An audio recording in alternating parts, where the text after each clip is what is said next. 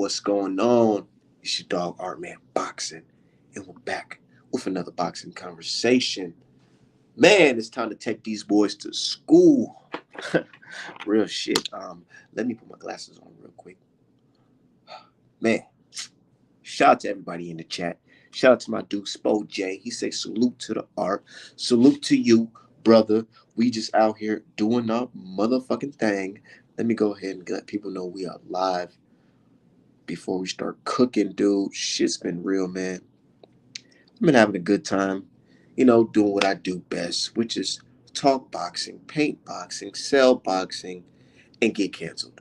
Um, Man, they hate me. They hate me on Twitter. The real ones love me, but those other dudes, they hate me. They hate my guts, man. Whenever you see some art man slander on Twitter, just know, just know, niggas are mad over some bullshit that I said. But it really wasn't no bullshit. It was just me just asking some questions. Me just asking some motherfucking questions. Niggas be in their feelings. Why be having niggas in their feelings? Dudes be whole CEO of companies, ESPN writers and shit. Motherfuckers be in their feelings over little old me. What I do? I'm just a digital illustrator from Minnesota. What happened? Why be getting your, what I'm saying? Why be hurting your feelings like that? You know why they hate? It's because I be speaking to their soul. I say that shit that they know is true. Nobody else is saying it. Nobody else is saying it really on boxing Twitter. I go and say it. They hate that shit. They like, oh man, I know it's the truth, but I don't want to make it seem like, like I agree with Raheem or Artman. I don't want to make it seem like I agree with him. So let me just hate. Let me just hate. That's how it really is. These dudes be mad 'cause I be speaking to their motherfucking soul. Spitting them fucking hard truth, man. Hard motherfucking truth. And man, I ain't gonna lie. CEO of not ESPN, Showtime Sports. He had to catch a strain. Steven Espinosa, man. You know what I'm saying? He got upset. He got upset with the words of wisdom from Artman. He did. But we're gonna talk about that in the group. Let me know. Let me let my people know. But my dude, he who greets with fire says salute, bro. Shout out to you, man. Shout out to everybody in the building. Shout out to everybody who been buying Artman apparel. Thanks for them folks keeping my name trending because best believe I'm gonna be able to buy my girl a new motherfucking dress in the ring. Shout out to you guys. Real shit. The more y'all keep on talking about me having my name trending, the more people visit my store and the more people purchase my items. And I'm not out here trying to do shit to clout chase or nothing like that. Let me keep it 100 with you guys. I don't do this shit to clout chase or whatever. I literally just speak what's on my mind, the shit I know. And these motherfuckers just don't like it. They don't like the way they don't like hard truth, man. They don't. But fuck them. We gonna keep on cooking. Javante Davis versus Rolly, y'all. I am ready for that shit. Who's ready for that, man? I'm ready for that shit so bad. So bad. I'm ready to see Rolly get knocked out. Knocked the fuck out. Because he's been talking a lot of shit. Said Artman, what's up, bro? Shout out to you, man. Shout out to you, man. Hold on, let me go in there. Said, if you copy Mr. Shelter, you weird as fuck. Said your name been floating around, do your thing. Motherfuckers be mad. Oh, you gonna be in the building during the fight? Oh yeah. Oh yeah. Definitely post some pictures. Let us know how it goes, man. Cause we gonna be watching on the channel Artman Boxing. Hold on, let me log into this shit real quick. Niggas be in their feelings though. So he's been talking shit for years to Tank. So it's a frustration. Yeah, and you know what I like too? I like that Tank is not just coming at Rolly. He coming at the whole team, man. He said he wants motherfucking he wants Bullet, the coach, Rolly's coach, Bullet, to motherfucking throw in the towel.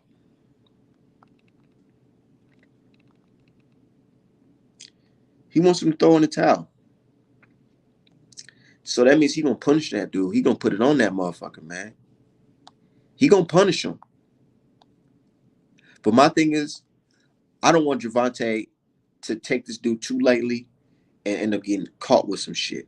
He need to just go ahead and handle business, but make it entertaining for us. Give us our money's worth because I definitely want to see this shit. Hold on, y'all. I'm just letting everybody know we are on this motherfucker live. Said, what's good, Art Man? Shout out to you, man.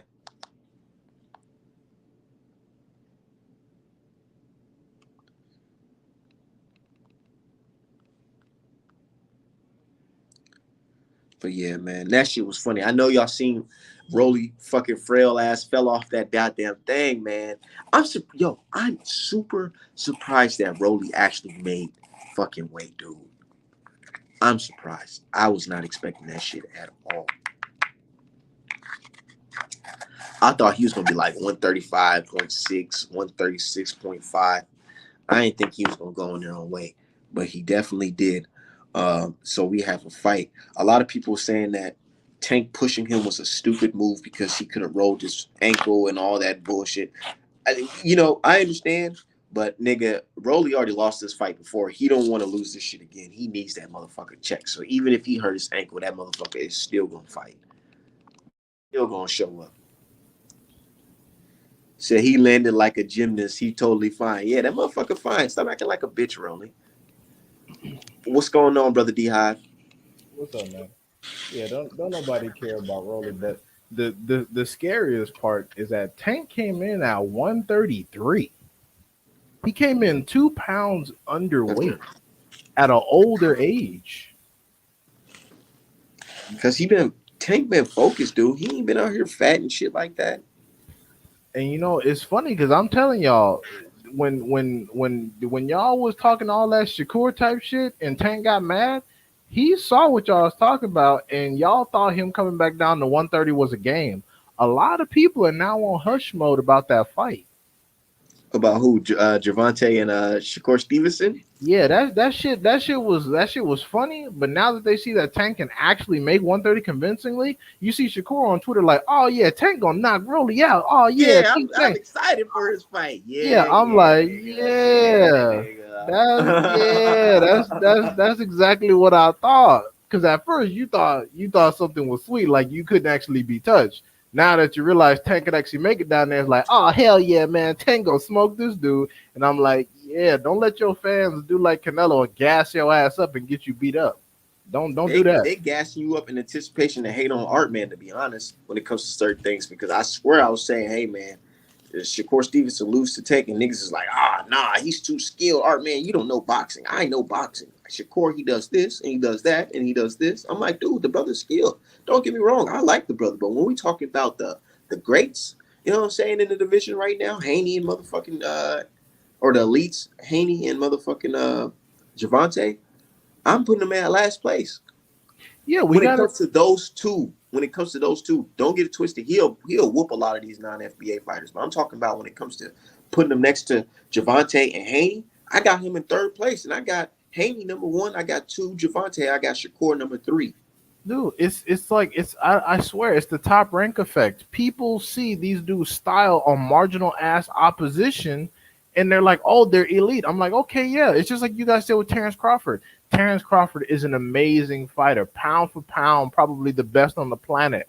However, when he got in there with some relatively marginal, unknown people, he showed some wrinkles. That's all we're trying to say. Like Shakur Stevenson was worried about Nakatila's power. Okay, cool. Nakatila has no footwork. What the hell you think he gonna do if Tank was in there and could actually run his ass down? And that's willing to cut off the ring, boy. Tank don't need to cut off the ring. Tank will just jump on Stevenson. What is he gonna do? Cry to the ref while Tank is beating on his ass? Like, no. Like, I'm sorry. It's not as sweet as y'all think. These dudes are not Oscar fucking Valdez, bro. Like, y'all crowning him off of Oscar Valdez, but y'all keep forgetting we saw Oscar Valdez lose his last fight to a nigga that can't punch. So it's just like, at the end, it's like, what y'all be talking about, bro? Like, no, can Stevenson beat Tank? Yes. Can Stevenson beat Haney? Yes. But could he also lose to those people? Yes. Yeah. Niggas be like, oh, how can y'all say that? How can y'all say that? I'm like, dude, man, stop playing. My thing is, how much of this love would Stevenson even be getting if he wasn't associated with Terrence Crawford? Same with Keyshawn. I asked myself that question a lot. I'm like, if they weren't close to Terrence Crawford, how much of this love would they really be getting? Because look at the other fighters that aren't close. Like look at Bruce Carrington, Shoo Shoo. Look at fucking Tiger Johnson. Look at Duke Reagan. How much love are they getting? None at all. I don't even hear the motherfuckers' names, to be honest. Exactly. Most people in the chat don't even know what the fuck I'm talking about. But these are people who are also high out the amateurs, but because they don't have a connection to Terrence Crawford, they're not getting no love. Or if they're not being boosted by the fucking media every fucking 5 seconds. Right. Like people were like, oh shit, Keyshawn, get in there and fuck up Devin Haney. I'm just like, oh my god, okay. Like I'm like, that's why I was saying, I was like, okay, if that's Top Rank's third fight for him, that's not Lomachenko, so be it. But then when he get in there and look silly, I don't want to hear none of this. Oh well, he only have 5 fights and he's an amateur and blah blah blah blah blah. No, give Haney full credit. I say Haney's the top dog, man. And man, first of all, let's talk about that shit. Because I've been so fucking pissed off hearing people from the community saying the stupid shit like, oh, motherfucking he ain't gonna win. He's not gonna win because the judge. It's like y'all want the motherfucker to lose. It's funny because people, even Australian people, acknowledge that home court advantage is a serious problem, but then they'll say something like, "Oh, we don't want you crying about having any excuses." It's like, wait, so you're gonna sit here and acknowledge that he could be cheated, but then you want to say, "Oh, we don't want to hear no excuses." Like, don't do that. Don't fucking do that. And then people are trying to overrate Kambosos' skill level, and I'm like, bro. And then you play that footage of him in there with Togo sandwiches getting fucking locked up by a jab, and it's like, what are y'all talking about, bro? Man, when I played that shit, niggas was like silent. I'm like, hold on. And then I started posting the motherfucking KO ratios and shit. I'm like, hold on. You guys said Kambosos has some type of power. Devin has more knockouts than him. What are we talking about? They talking about, oh, George got some fucking power. He's a fucking explosive. He's fast. I'm like, dude, I love that because when Haney beats him, y'all better keep that same energy. And not to mention, bro, he's Mr. Split Decision. In his last 3 fights, he has not been able to convince all 9 judges that he even won. So it's like, what the fuck do you do to be talking about, bro? And not to mention, I actually watched Haney and Diaz last night. I really did. I watched it. I paid close attention. I scored the rounds, whatever. I gave Jojo Diaz 3 rounds maximum. And y'all really overrated the fuck out of Jojo Diaz work in that fight. 2 things I noticed. Devin Haney, with limited southpaw experience, was able to consistently land his jab from the orthodox position. Y'all don't understand how difficult that is to do, which is why Terrence Crawford always switches southpaw and why Errol Spence almost pretty much never gets out jabbed or really loses a lot of rounds. So that's number 1. Number 2, the little bit of work that Jojo Diaz actually managed to get off, he had to pull a fucking Figueroa, hold him with one hand, and hit him in the kidneys. Yeah, bro. I'm like, Jojo Diaz couldn't box from the outside. He could barely box from the inside. He landed maybe like 2 or 3 quality left hooks that Haney ate, and people are like, "Oh my god, he's getting destroyed." Like, what, bro? Like, stop. So yeah, y'all. Mike Coppinger said that Haney barely survived that fight. Yeah, and then some of the quote unquote boxing experts had that shit as a fucking draw. Yeah, that bullshit. It's funny because then they have all this level of energy and shit like that, but then when it comes down to Canelo actually getting washed for almost the entire fight, it's he dared to be great and shit. He dared to be motherfucking great, nigga. He dared to get his ass whipped. You know what I'm saying, bro? Nigga, you hear Canelo talking about I still believe I'm the best fighter in the world, nigga. What? Somebody called him fucking Tiafimo 2.0, and I'm like, exactly. They're fucking delusional.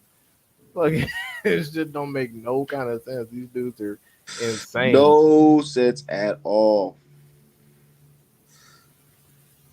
Said apparently Jojo Diaz hurt Devin Haney. Yeah, when? I ain't see that. Oh, one thing I did see though is Devin Haney eat a body shot in that fight though. Did you see that? Yeah, Devin Haney did get hurt because that's boxing. But guess what? He hurt Jojo Diaz back. I remember in like the 7th or 8th round, He clocked JoJo Diaz with an uppercut, had him backing up and rethinking shit. Not to mention he was, doing the Errol Spence with the straight right to the gut, and had JoJo Diaz afraid to jump in. So it's like that's boxing. You want to say that and then it's funny because people will talk about Devin Haney being wobbled, right? But then when you talk about Cambosis and Tiafimo getting dropped like some bitches, all of a sudden it's, oh well, that made the fight exciting. So which one is it? Which one is it? Do you like seeing people get hurt, or do you not like seeing people get hurt? Because last time I checked, we got into boxing because we like seeing people get fucked up. But now all of a sudden Haney eats a punch. It's like, oh, these are the most boring fights ever. Oh, and I'm like, no, it's because Devin Haney doesn't get hurt. That's why you think his fights are boring, because it's hard to score against him. And shit gets on my nerves, these fucking garbage ass fans. Like, so seeing Cambosis almost lose his last three fucking fights is super amazing. But watching Devin Haney just straight up style on people is boring. All right. Okay, good, cool, gotcha. For sure.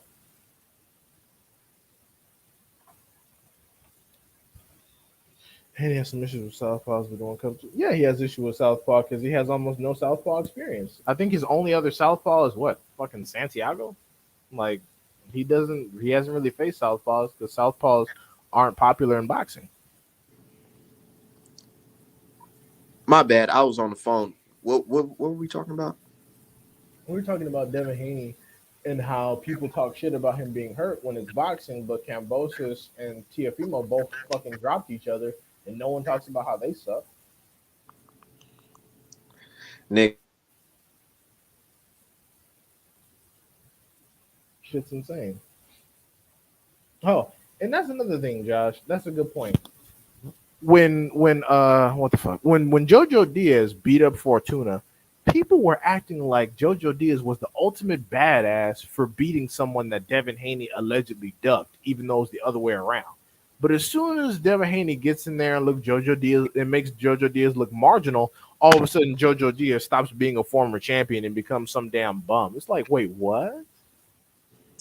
They sure was saying that Devin Haney ducked Fedora, or not Fedora. What's that nigga name? Fortuna. Fortuna, yeah. And then people were picking JoJo Diaz to stop Devin Haney after he decisioned Fortuna, which made no fucking sense to me. And then all of a sudden, when Devin gets in there and makes him look like shit, all of a sudden JoJo Diaz is a former featherweight champion with no power. I'm like, you guys need to fucking pick a lane. And that's what it is, bro. Look, I read a tweet. Somebody said, how can Devin Haney beat George Cambosis if he can't hurt George Cambosis? I'm like, what makes you think he can't hurt George Cambosis? Because he has no power. So you're telling me that Mr. Split Decision, fucking Robert Lee Selby, has power? But it's like, look at Bivol, bro. Whatever. Did Bivol versus Canelo not teach you anything? Bivol didn't even scratch Canelo, and he made him look like garbage. Bivol hasn't had a knockout in now 7 fights. He barely made Canelo's eyes red. But guess what? He won that fight now, didn't he? Bivol used Canelo like a motherfucking tune-up. It was bad. Hey, it was bad. And they said Bivol was bigger. They said he punches harder. And like I said, he didn't even scratch Canelo because it's not called knockout. It's called boxing. You guys keep repeating the same dumb shit, hoping it becomes true, and it's not the case. It's foolishness. Nigga, Bivol made Canelo look like a bitch. I'm gonna keep it 100, man. He made that shit look so easy, nigga. He made that shit look like any nigga can go in there and do that shit. He just exposed what people already knew, that Canelo Alvarez was not the fucking best fighter on the planet. He just picked wrong. And it's funny because people have always said that Canelo's going to keep fighting and lose to somebody we didn't expect. Like if Canelo lost to Benavidez, if Canelo lost to Charlo, we'd all kind of see that for what it was. People didn't expect Bivol to do anything. Very few people expected Bivol to do anything. I thought Bivol was going to get robbed. I thought he was going to get in there, style on him, and not. I thought he was going to lay out. Right. But people didn't appreciate Bivens' skill set, and that's how I know Canelo and his team didn't do his homework. They were listening to their dumbass fans, like they are now. And I'm just looking at Canelo. I'm like, that's what's wrong with your dumbass. You keep listening to people that are dumber than you because they keep gassing you up. They're gonna gas you up into another ass whooping. Like after you get finished with Triple G, what if they gas you into doing some stupid shit like fighting Better Beef or some shit, and you or get your fighting fucking Usyk. yeah, and you get it like, oh my god, like yeah, they almost gassed him into fighting. Dude, Usyk would have broke your fucking neck. Like Usyk, like if you would have stopped on the rope against Usyk, he would have made your dumb ass look like Tony Bellew. He would have splattered your shit. You picked Bivol because he looks soft and he styled on you. These other dudes ain't playing with y'all. Like Better be if don't give a man. Better be if don't do that cruise control bullshit. He'll break Look, you. okay. Let's break it down because let's talk about the judges, y'all. When it comes to Devin Haney versus Bivol, my dude Teach says Devin needs to win convincingly, and a lot of people say this is because of the Manny Pacquiao Jeff Horn situation. Y'all gotta truly understand. Manny Pacquiao, that fight with Jeff Horn was his very last fight with top ranked boxing, right? Right. Guess who signed a new deal with Top Rank after that fight? Jeff Horn. Jeff Horn, where was his very first fight on Top Rank? It Bud was Crawford. it was Terrence Crawford. Yeah. What it looks like is you traded out the old one in for the new one so you can have leverage in this whatever fight he wanted to make after because he has a belt. But I honestly feel like Devin's not going to get robbed because he signed a deal with Bob Arum and fucking whatever, you know, going forward. The Yeah. 3-point deal. If Devin gets I honestly don't feel like they're gonna have Devin Haney lose that fight like no, that. Hell no. no, if Devin Haney gets robbed, it's going to be on the third fight versus Lomachenko or whoever the hell he has to fight. Because the That's what I thing, said. We gotta watch out for that fight. The yeah, Lomachenko versus Devin. yeah, because Cambosis was always meant to be a sacrifice. It was just a matter of who was going to be to. That's why Bob needed to make sure whoever was going to get the Cambosis dub was under his control. Because at the end of the day, he needs those belts to stay at home. Because from now until the end of this contract, Devin Haney is effectively a top ranked fighter. Yeah. I've been And Bob, seeing Top Rank, the whole Mark Kriegel special, man. yeah, and Nigga, let Bob. me tell y'all. Watch all this shit. My pops, it's his birthday today. We about to turn up after this. Oh, happy birthday, Artman Senior. Look, he told me, he said, man, follow the motherfucking money. Right. Bob needs the belts to come home. And especially if he can, make revitalize Lomachenko's career or give somebody else a shot at him, whether it be Lomachenko, Keyshawn Shakur, whoever he eventually decides to pick. But yeah, Bob don't want the belts to stay and develop his bitch Have y'all ass. ever heard of Bob saying anything bad about Teal? Not Teal, but Devin Haney. When the Lomachenko beef came up, he was talking that bullshit about how he was signed to the wrong To the promoter. wrong. He said he was signed to the wrong person. Yeah. Look who he signed to now. Is that the right person? Yeah. I mean, but me, it can go. Man, I'm telling you, it's chess, not checkers, my guy. I feel like you said, brother D Hive, we have to watch out for the Lomachenko versus Devin fight, Right. Because not this fight. people got to understand. Devin Haney has a 3-fight deal with Top Rank. Cambosa's only got a 2-fight deal. So that means in let's say some wild shit happens and Devin Haney gets stopped. That means that they're gonna have to have another person on deck to be able to fight Cambosis. And if Lomachenko is busy, who else do they have on roster at 135? They could have Shakur come up, but Shakur is unified at 130 and don't really want to come up. So who else do they have right now? They need Devin Haney to smoke this dude not once but twice, so he can come home and try to get the belt off him. That's what it boils down to. I'm not saying Cambosis is the ultimate badass, but I mean they could put Keyshawn on if they want to, because Keyshawn will beat his ass. That's not a problem. So I guess if they, I guess We'll maybe that's see. We'll see. you know, yeah. I'm just thinking because Cambosis only got that little 2-fight deal, so I'm like, if Haney got stopped and he didn't have to fight Haney again, I'm trying to figure out who Cambosis in the deal would.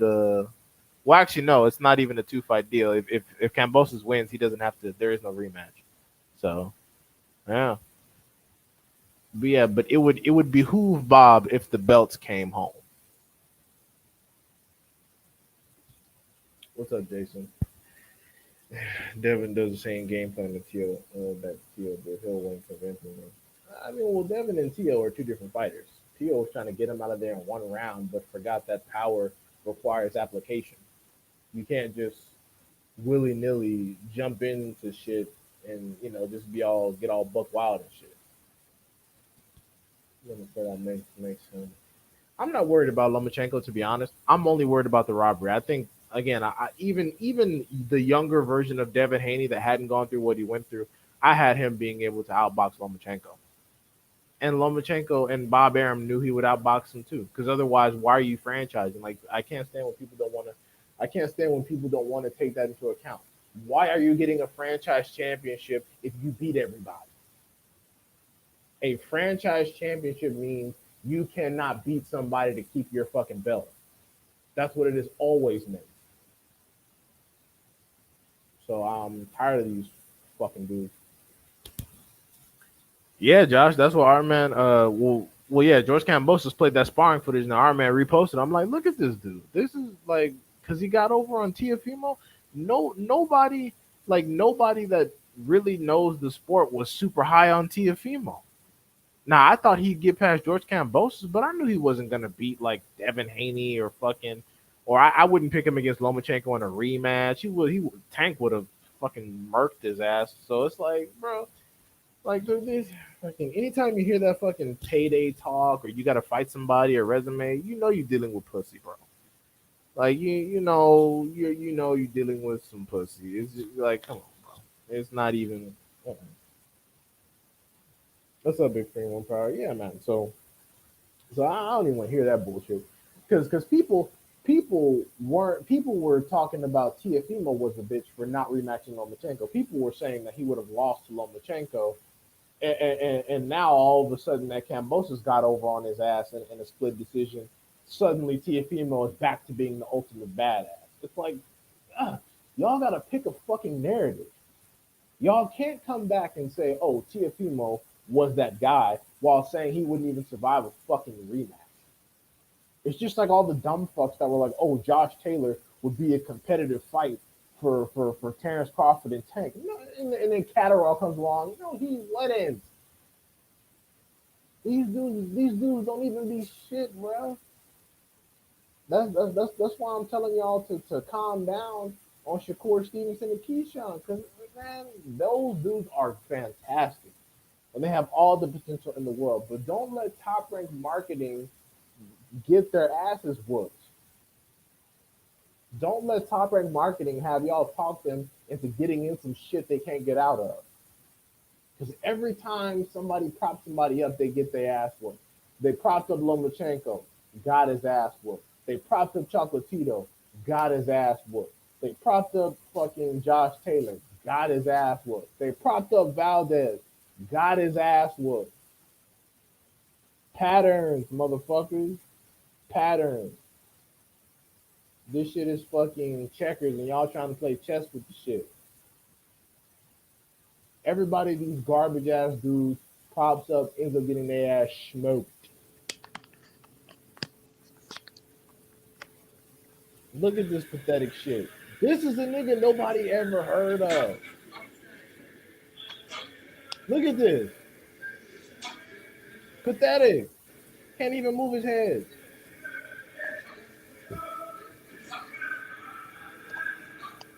Got him locked up. Nigga can't even get past the jab, cuz. He got him locked up. Look, he can't even move his head.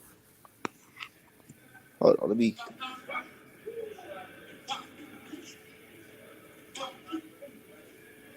He can't even land his in return. Look at it. Look at Look at that jab. Oh my fuck. Hold on, bro. Nigga, like, bro.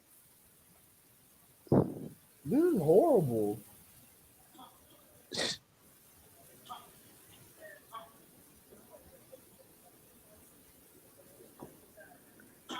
He got to go in there looking like Sweet Pea and shit. Right. Look how fuck. You guys just getting there getting bombed on by Ryan Garcia with his no jabbing ass.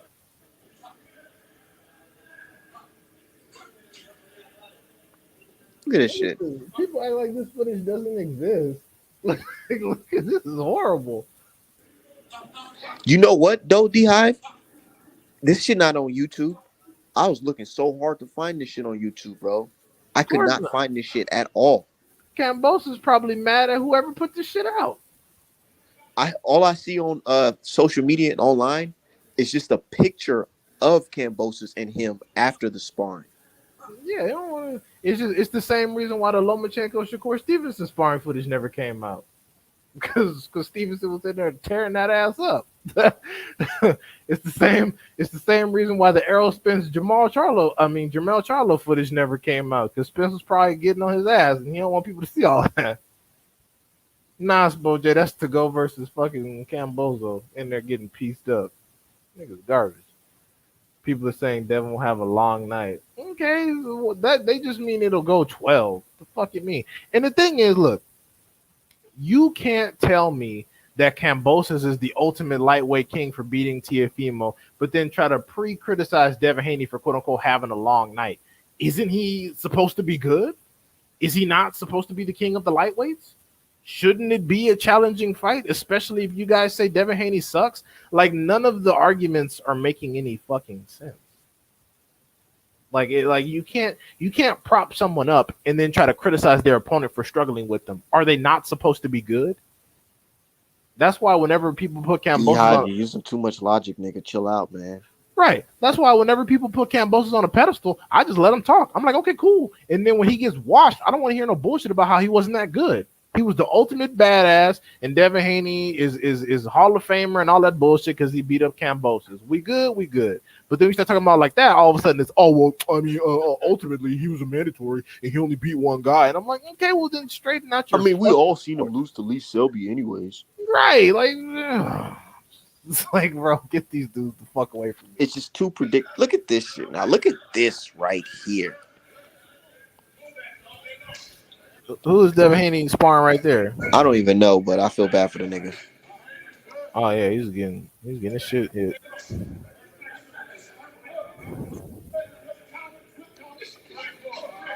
And keep in mind, Cambosis is much smaller than this dude. He doesn't even have the reach. This is somebody that's actually slightly bigger than Devin. Cambosis is small. They don't even understand Dion. Oh, they don't understand. They talk about he's gonna get close on him in the inside. I'm bro, are you sure he's gonna get in the inside, nigga? Damn.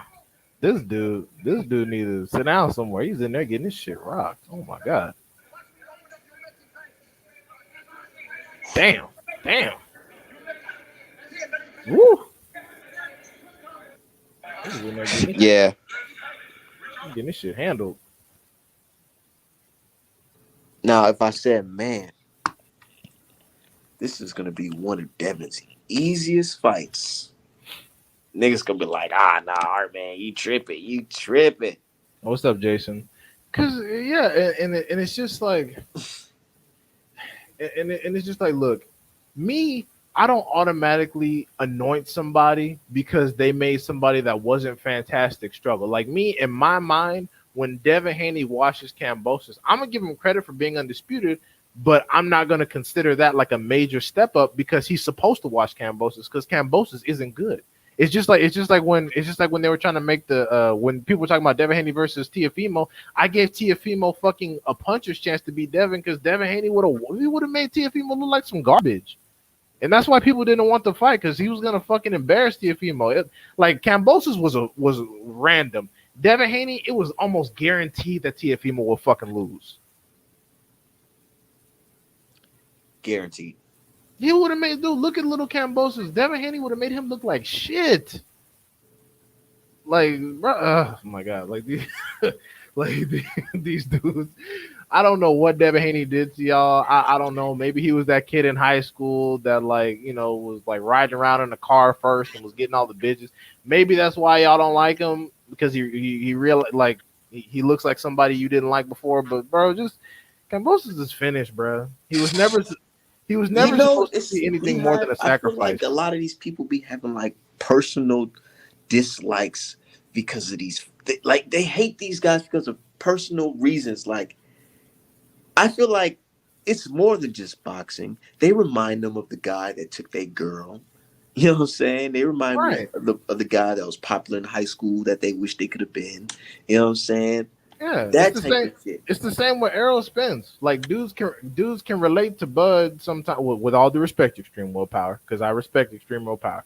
A lot of dudes can relate to Bud because they see his childhood and his upbringing, and that's the kind of person they were. So they feel that he's like them. Kind of like a mean type of insecure bully. Whereas they see Spence as pretty boy, always got some jewelry and some women around him and shit like that. They're like, fuck that garbage ass fucking pretty boy ass, wannabe ass dude, man. They just be in the background hating. And it is what it is. And that's the thing, Extreme Willpower. Jojo Diaz will beat up Cambosis, bro. Jojo Diaz can beat up Cambosis. So this shit is done. This shit is done, bro. Like it's over with. This motherfucker. People I said that on Twitter. Niggas was like, "Oh, Art, man, you tripping?" I'm like, "Bro, y'all got it. Like, don't y'all learn, bro? Like, everybody y'all prop up loses their next fucking fight for less. It's ESPN ringside still saying this nigga is motherfucking undisputed or was former undisputed. okay, and you know what? That's fantastic. So when Devin Haney smoked his bitch ass, he smoked a former undisputed lightweight champion for undisputed. Good. All these garbage ass narratives. They want to prop up these niggas, but then when they get clipped, they don't want to give nobody no credit. Like when Sarung Visai fucking damn near put Chocolatito in a coma. How much credit did he get? Not that many. He ain't get no credit. So so it's like again, stop propping these motherfuckers up. Tank fucking stopped Pedraza years ago. Anybody that Pedraza fight, damn, Pedraza's a fucking beast, man. You gotta watch out for him, dude. He's good, man. Ramirez was in there looking like complete bullshit against Pedraza. He gets credit for going to a boring ass decision. D-Hive, man, that kind of brings me to the conversation of styles make fights, man. Some guy can have a resume of whoever you prop up. It doesn't compare to somebody's style if they're really good or really skilled. Like Virgil Ortiz and Boots. I've been hearing the conversation of Virgil Ortiz got a better record. I said, oh my God, man. Or better resume. They said this nigga Ortiz, because he's fighting Green Beans, or he fought Green Beans, and now he's fighting David Abenesian. Boots can't even be in the same conversation as him. And my thing is, okay, he has the better resume. You say he's the better fighter. Let him beat Boots' ass then. Oh, well, you see, no, because then shut the fuck up. Don't try to prop up somebody based off resume, but then you don't want to make certain fights for them. When I prop up somebody, I'm not really using resume. I'm using their skill set, and resume is a supplement. The whole thing should be based on skill set, really. And when I'm propping up someone, that means I think they could probably beat anybody, if not most people, with some 50-50s included. Don't prop up people, but then want to keep them away from certain people. Like, exactly. Like, when I say, oh, I fuck with Devin, I don't say, well, shit, I don't want to see him fight Tank. I don't want to see him fight Shakur Stevenson. Right. Nigga, I'm talking about I want to see that shit. What's up? Yeah, those are both 50-50 fights where we're not going to know who's going to win. Exactly, because I look at, nigga, regardless, bro. Let's be real. When it comes to Boots and Ortiz, everybody know Boots will beat the shit out of Ortiz, man. The guy couldn't even fight his last fight because the motherfucker was literally killing himself to make weight. But here y'all guys calling Boots the big welterweight. And what's worse is that they've propped up Ortiz Jr. Like, people have such short memories. There was a small period in boxing on YouTube and on Twitter where motherfuckers were saying Terrence Crawford was ducking Ortiz Jr. And it's Think we forget. They think we forget, Dion. And the thing that makes me so mad is, and remember, Extreme Willpower, I'm not talking about you, But Bud fans are now buddying with the same people that are spreading those narratives. I'm like, do you not remember these motherfuckers were saying Terrence Crawford was ducking this little boy? This nigga with no head movement? They were talking about Terrence Crawford was ducking? Bro, Terrence Crawford will retire this little motherfucker, man. Bro, it will be, nigga, some slow singing and some flower bringing if you put motherfucking Bud after his Kell Brook win against Ortiz after him beating Escalavalish, whatever the fuck his name. That shit would have been fucking disgusting. Crawford would have severely harmed his ass. Like, bro, and the thing is, okay, yeah, Ortiz Jr.'s fast. They'd call that nigga Fernando Vargas 2.0. I called him Marquez 2.0, but guess what? It's not enough. It's not enough. Nobody that does not move their head is beating no fucking Bud or Boots. It's not gonna happen. Or Arrow. Oh, bro, I don't even talk about hell no. He wouldn't be no motherfucking Arrow. It's funny because he swapped from the WBO route to the WBC route because he think that shit's sweet too. And I'm like, bro, you little boy. I'm nigga, it's not even certain that this nigga Ortiz beats Avedisian. So what are we talking? Man, shit. Right. If you get into a shootout and he rattles off the same shit he hit Kelly with, and he has you leaking in there, man, like, oh my, like these dudes. It's just so funny how they switch. Like first they went to Josh Kelly, then they went to Ortiz Jr., then they went to this, then they go to fucking Campbell. Like these bandwagoning bitches need to stop. Like now they're talking about fucking Canelo and Benavidez, then they don't even want this nigga to fight Morrell. It's like, oh, just like y'all need to Twitter Bud fans aren't represented above it. Yeah, that's true. Extreme Willpower. I feel like I said, you're the only one I know. With Twitter, yeah. I come to that conclusion too because I'd be like, but sometimes, nigga, if you go on Facebook and YouTube, it'd be a little worse. I'm gonna keep it 100. Hold on. I'm gonna keep it 100, man, because I be seeing some crazy shit on Facebook. They be having Errol Spence with motherfucking wigs on and makeup and shit, talking about, oh, he acting like a bitch because he want 40. He talking about money and this and that. I'm like, nigga, what are we talking about? We grown ass men here. What are y'all talking about? They'll say things like Errol Spence, he asking for money is too much. Him wanting a proper deal is just asking for way too much. He needs to just take less money. He wants a proper deal because he respects Terrence Crawford.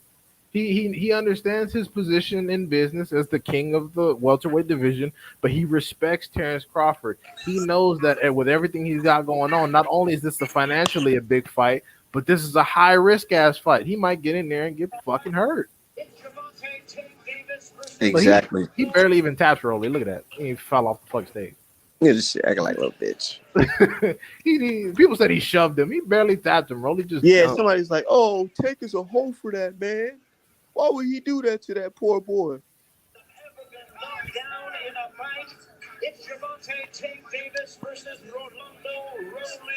Yeah, he didn't even shove him. Look at Larry Wade. Don't do it, son. Don't do it. Don't fuck up the fight now. That's what that's what Don King used to have to tell Mike Tyson whenever he was scrapping the press conference. He was like, hey, don't mess up the fight. Don't mess the fight up now. Right. They got a couple of niggas putting somebody on this shit. You better not mess up this damn fight. Right. He's like, don't mess up the fight now. Come on, don't mess up the fight. Man, oh. Wait, hold on. Morrell is also managed by fucking Samson? Oh, hell no. Really? Man, we ain't never gonna get that fight. Man, fuck. We ain't never gonna get it. Oh my no, Samson ain't gonna let them niggas fight. Let's talk about that real quick. Let's break that down. Oh, I'm so glad that you brought that up. Fuck.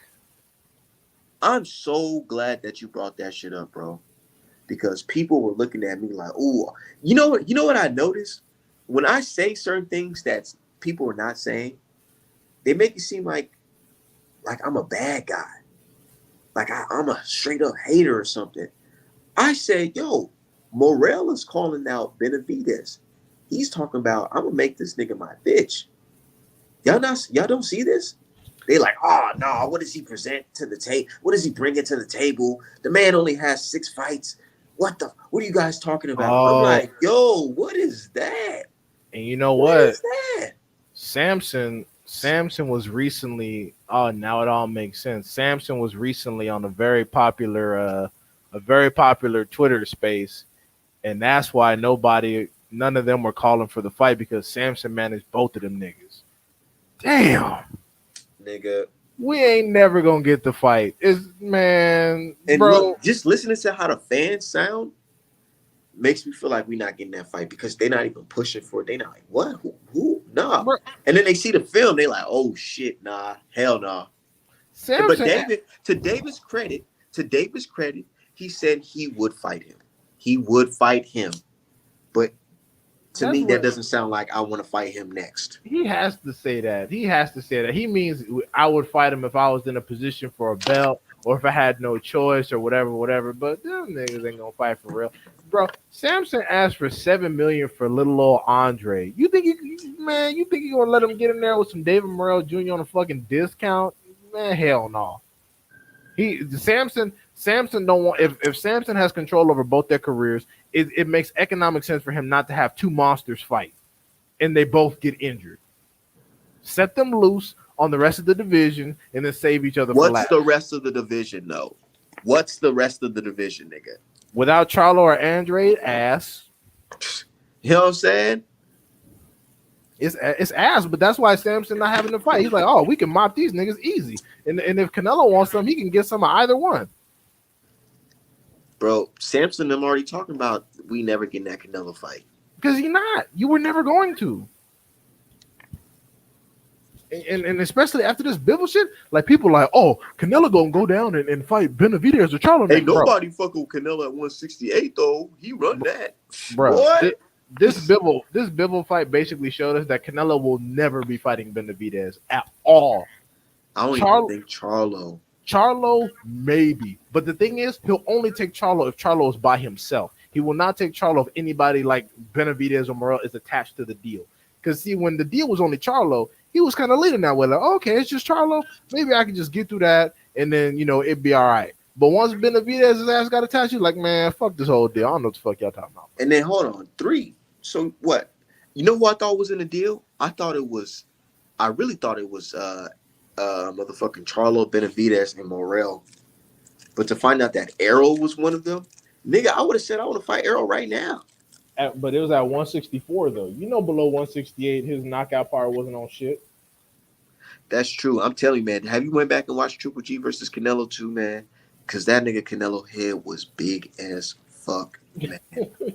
look like a little with a little ass body. He looked like one of that. What's that movie with them? Like a bulldog. What's that movie with them goddamn puppets? And they were singing that America song. Team America. Yeah, hell yeah. Looking like one of them characters at 160. Cause look, hold on. Let me see if I can pull that shit. Yeah, I can't believe he's fighting Triple G again. What the hell? Actually, I can't believe that shit. I would say, what were his other options? Like Ryder, which wasn't gonna do no numbers. Like Triple G is literally the safest bet. Bro, if Canelo get in here and look like ass against Triple G, it's time for retirement talks. Like, honestly.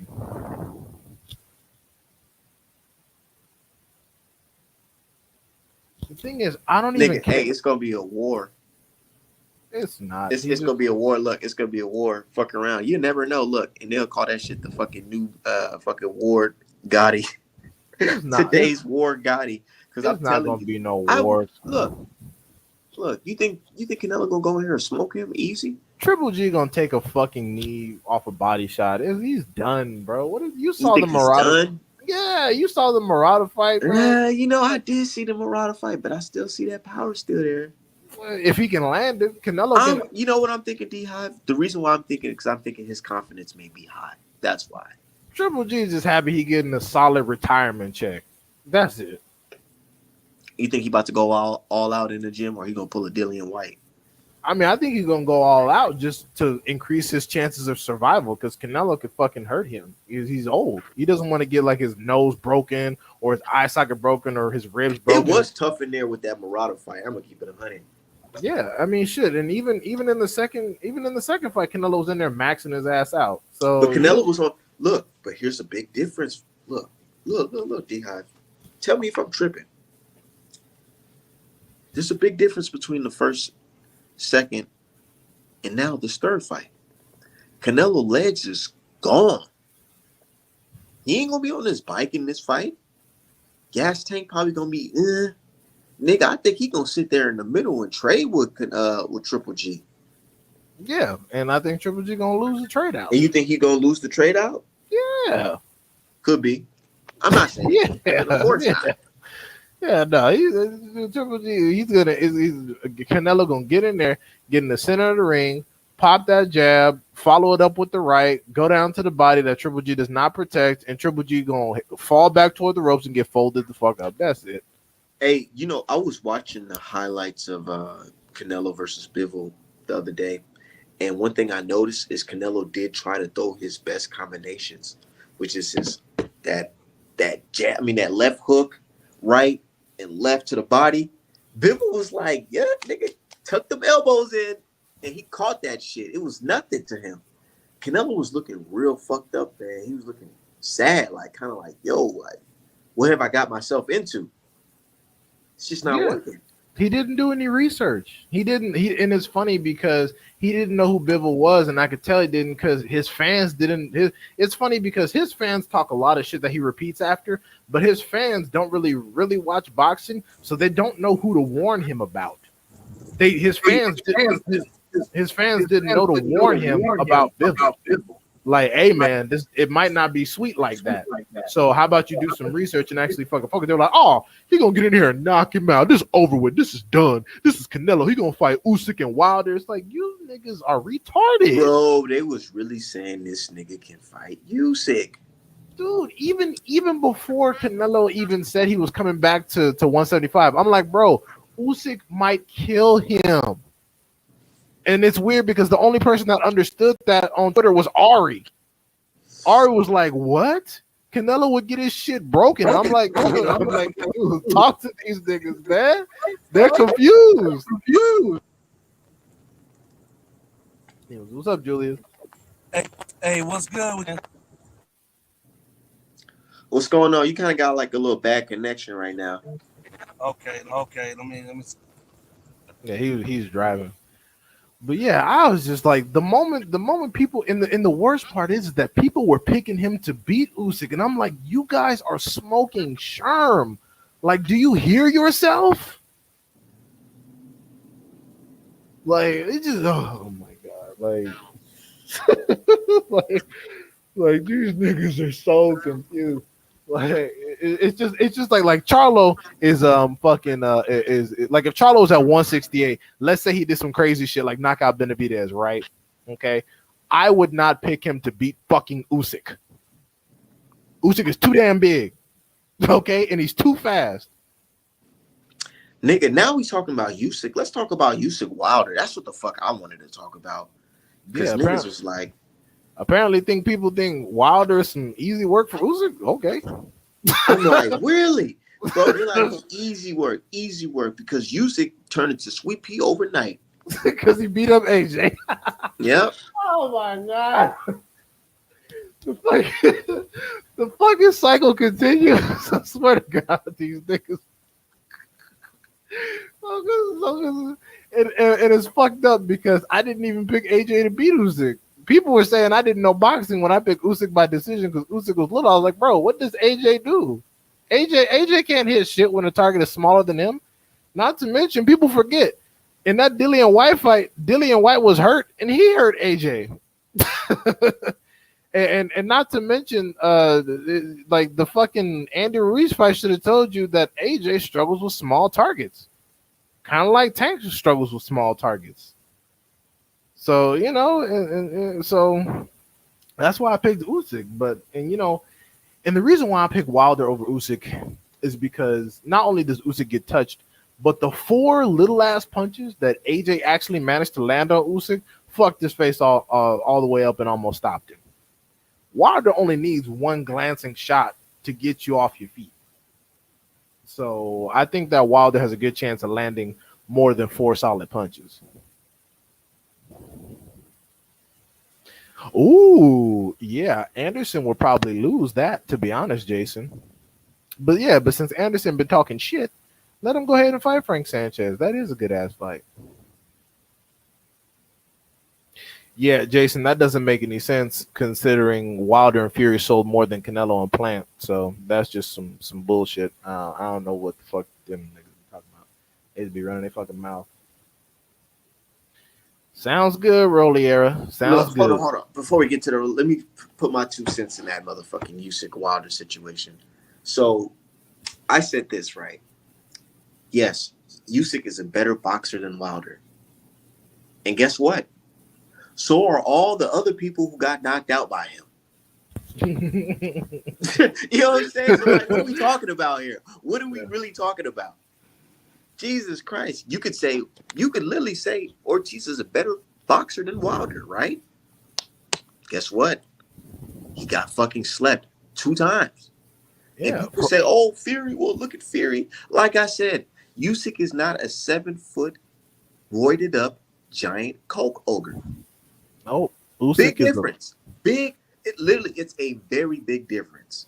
So niggas is like, well, Wilder got slipped by Fury. Nigga, no. We're talking about 2 different people here. You think Usyk can walk Wilder down to the corner and eat Wilder's straight right hand down the motherfucking pipe, or even on the top of your fucking skull right here. like, to put it in perspective. Nigga, that shit will have Usyk in a wheelchair, bro. I'm sorry, bro. It really would. Like, to put it in perspective, Usyk is 6'3". Malik Scott is 6'4". What are y'all talking about? Like, what are y'all really talking about? They don't understand, bro. And I'm like, and you know what?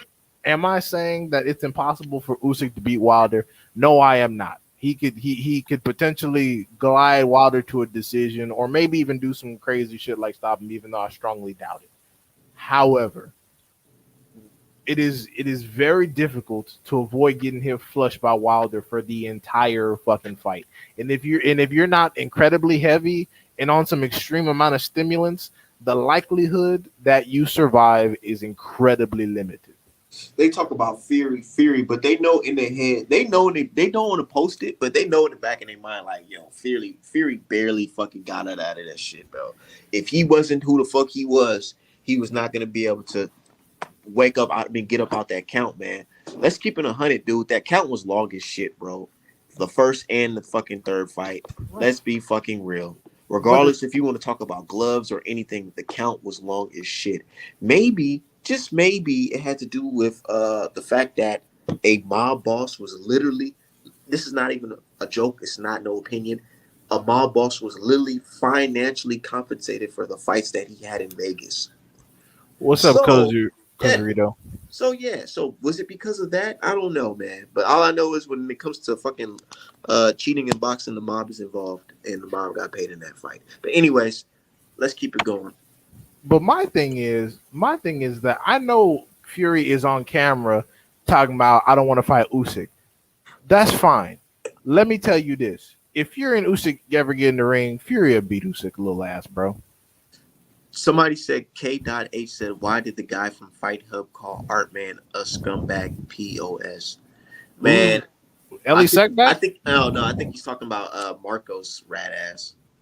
Oh, who gives a shit what he talking about? Because Marco's one of those wannabe gringos. So that's why he fucking blocked me the very, very first time, because I called him out on that shit. I said, Marcos, you're one of those Mexican dudes who not really fully accepted by, La Raza. So you want to be, down with the gringos, nigga. So your ass is a wannabe fucking gringo, nigga. You're a fucking nerd. Wannabe UK ass motherfucker. Want to be out there doing your thing like them, but you're not, nigga. You're a fucking lame ass, weasel ass motherfucking dude that'll smile in Wilder's face and go talk shit behind his back. I called him out on that shit too. Fuck him. Yeah. And if I see that motherfucker, I'm going to ask him, what's up, man? Not to a fight, but just a conversation. They all do that. That's how they keep their jobs and pay their mortgages. If they told the truth, they wouldn't have any careers in boxing, which is why all the truth tellers don't work in the industry. All the truth tellers are ostracized. You see, I'm getting ostracized. It's true. Like people talk about all this pro black shit, but I'm like, why do you think people like 78 Sports TV, that the founder of the LDBC, can't even be on Twitter no more? Can barely be on Instagram because all the truth tellers get ostracized, bro. Bro, they talking about Artman did this, Artman hate who, Artman do this. I'm like, nigga, shut up. Seriously, y'all just mad because I don't have to follow a script. I can come on here, smoke some weed, whatever, nigga. I can do whatever, nigga. Sell my shirts. You niggas, nobody buying no Steve Kim shirts or that dude from Marcos Vagos motherfucking shirts. Nobody buying shit from them. Nothing. Nothing. These Not, YouTube views that they be having, all that shit be fake, nigga. They be buying that shit, nigga. but the Fuck thing them. is, The even fuck? even them, it's like you're not necessarily providing any useful information. You're going around and filming stuff. I could travel to boxing gyms all around the country and just film people. I mean, and doing interviews, that's perfectly fine, but that's not what I want to do Want to with do. my That's life. not what. Yeah, That's that's not what I want to do. And I don't go in here to do, nigga. I don't get paid from YouTube like that. That should be like fucking a couple dollars and shit, nigga. I sell clothes, nigga. I have a full-time job. I do my thing, nigga. Fuck you talking about? I sell art. I literally paint pictures of people's families daily, daily. But I don't have to post that shit on YouTube and all that shit. But what I'm saying is basically, I don't have to follow the script of what these boxing media guys have to, basically what they're doing. I don't have to do what they do. I don't have to basically sell myself out. I don't have to go out here and say Chocolatito's the number one fighter in the world, where guys like Andre Ward is out here doing his thing. I don't have to be out here motherfucking jiving. You know what I'm saying? But he said, Art, man, what happened with you and Steven Espinosa, man? Shh. You seen that shit, D-Hive? the thing about it to me is that now to Nigga, me just know I ain't getting no interview, so you can say what the fuck you want to say. no. I'm not trying to. I don't really care about people's feelings. Oh, Yeah, no, I wasn't doing that. I'm just saying it's a classic case of it is what it is. Like, I understand that Steven Espinosa was trying to highlight a personal moment to maintain his connection with his people, but the fact of the matter is that yes, a Mexican mother did do something very fantastic and important in protecting her kids, but also a Mexican mother was responsible for raising the shooter. Not to mention that same mother came out and said, I forgive me. forgive me, forgive him. I know he had his reasons. Now, I know that you don't want to put that out there because that's being off code, but you would have done better just saying pray for the families and move on. You tried to make it on some weird solidarity shit, and that's when shit got fucked up. Because when someone, like, how there's always like crime in Chicago, da da da da da, we have to hold our L's. As black people, we have to hold our fucking L's. We get blamed for crimes that we didn't even do. They talking about Chicago, nigga. I live in Minnesota. What the hell you talking about? Right. Like even fucking what the fuck was that company? They came out and was talking about some company on Twitter was talking about how every 30 seconds or something a black person is killed by gun homicide. And I'm like, what the fuck did that got to do with this? The fuck are you talking about? Because then everyone just went on that tweet and was like, "Oh yeah, the crime in Chicago is way worse than Texas." I'm like, "See, this is what the fuck we talk about, bro. Why are you doing that weak shit?" This is the shit right here. Steven Espinosa posted up about the mother responding or something, and he said, "Thank God for Mexican mothers." And I said, just simply asking the man, "Wasn't the shooter Mexican?" Question mark. And he said, "And what's your point?" My point was the Mexican moms act when the police wouldn't. What's your point? I said, man, just asked if all I did was just ask if he was Mexican. The man looked white, but if you think I'm being cruel for asking, don't take it the wrong way because I'm not. And then he said, you still didn't answer the question. So what if the shooter was Mexican? What's your point? I just said, I just wanted to know. There's no diabolical reason that I wanted to know. Don't overthink it. You got to fight to promote. Don't worry about me. And then this motherfucker just kept on going at it. I'm like, yo, what the fuck does this nigga want? anytime someone answers a question with another question, I already know that I'm not dealing with someone who wants to have a legitimate conversation anyway. Like he answered the question with another question. I already know Look, you and don't then want to be fucking honest. he said, and don't worry about what I got to do. You still didn't answer the question. What's the point? So what if the shooter's Mexican? How is that relevant to my original post lauding the Mexican a mother who bravely rescued her kids? I said, move on, Steven. I don't have to answer this shit. And honestly, if I had The been in, fuck? I mean me because you handled it the way you handled it, which is perfectly fine. But it's like you're giving someone credit, but another person technically, if we're keeping it 100, because we like to give mothers all kinds of credit for birthing people, isn't that person technically responsible for not saving the Man, lives of they some hated kids? that shit. Look, and here's my thing. I don't hate Mexicans, but I guarantee no Mexicans. The Mexicans that you see liking that tweet of him tweeting at me, none of them dudes can turn around and say they don't hate black people. I'll tell you that right now. But here's that. Look, this guy did something fucked up, right? When something happens in our community, black community, you guys blame the entire black community. I'm not blaming Mexicans for this school shooting, but I am saying that he is one of your ilk. So maybe somebody got to start asking some questions. I don't know if you guys seen that other video or that other article about two guys being caught trying to do some school shootings or whatever. These guys were also Mexican. It's like, yo, man, like you can't get mad at Artman for starting asking questions, man. Like these are innocent children that got killed. I don't want that shit to happen. You know what I'm Right. saying? What's And we're really going on? we're not indicting the race of people. We're talking about their cultural influences. And the thing is, when you enrollee, you're absolutely right. They are American. And it's the toxicity and the intoxication of American culture that they've been influenced by. We're not saying that this is their culture. We're saying that they come over Exactly. here trying to assimilate and they end up assimilating the wrong shit. Exactly. It has me put because I always had this thing, right? Where I say I don't like there's a couple people I don't like. I don't like white supremacists and I don't like wannabe white supremacists. So the fact that you got non-black people adopting, you know, white supremacy culture like mass shooting and shit like that, it makes me want to keep an eye out like, yo, what's really going on in the world? Yeah, and Real and shit. and this is something, and this is something we try to say. This is like when I tell people, this is like when I tell people, you're propping up Canelo, but then you're disrespecting other Mexican fighters by not giving them their credit because you're focused on one guy because he has the support of the mainstream. That's not smart, and that's not healthy because you're trying to assimilate and come up with this image that you're not. This sort of act is not an intrinsic part of their culture. It's not. It's American. This is fundamentally American, and that's why we pointed it out. Because this is not this is not actually healthy, and it's the assimilation factor. This is why a lot of people say that Mexicans that live in Mexico don't like Canelo Alvarez because they know what he's doing. Like, first of all, they say he looks like a fucking white dude, which is why they don't like him. Second of all, they know he's using that card for success because he's not fighting top niggas, and every time he steps up, he loses. So it's like you can't be like, oh, Canelo's consistently fighting the best because the nigga was on cruise control between Mayweather and Triple G and between Triple G and Bivol.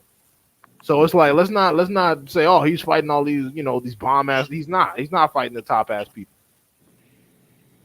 So He definitely not. He definitely not.